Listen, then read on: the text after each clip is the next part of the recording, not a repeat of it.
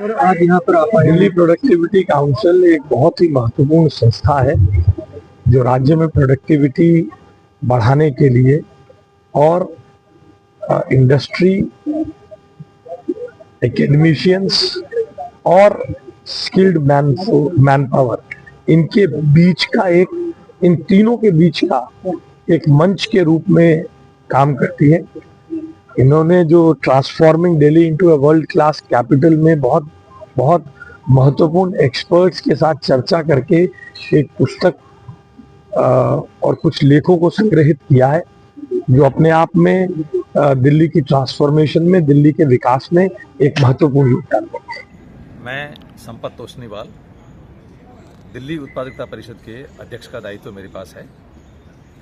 दिल्ली उत्पादकता परिषद यानी डीपीसी 1959 में स्थापित एक संगठन है जो अर्थव्यवस्था के विभिन्न क्षेत्रों में प्रोडक्टिविटी प्रमोशन के लिए लगातार कार्य करता है। डीपीसी का एक पब्लिकेशन डिवीज़न भी है जिसमें हम नियमित रूप से विभिन्न विषयों पर प्रोडक्टिविटी प्रमोशन जर्नल्स का प्रकाशन करते हैं।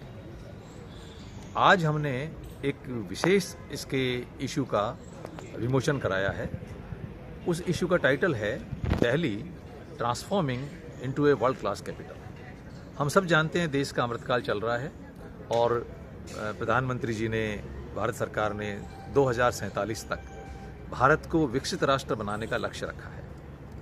डीपीसी की ये सोच है कि एक विकसित राष्ट्र की कैपिटल, राजधानी कैसी होनी चाहिए, विकसित राष्ट्र की एक विकसित राजधानी होनी चाहिए और उसके लिए दिल्ली के सामने क्या क्या चैलेंजेज है, क्या क्या चुनौतियां हैं, उन सबको ध्यान में रख करके हमने ये विशेष जर्नल प्रकाशित की है जिसमें विभिन्न विषयों पर बहुत ही एक्सपर्ट्स लोगों के आर्टिकल्स हैं और उस पर विचार किया गया है।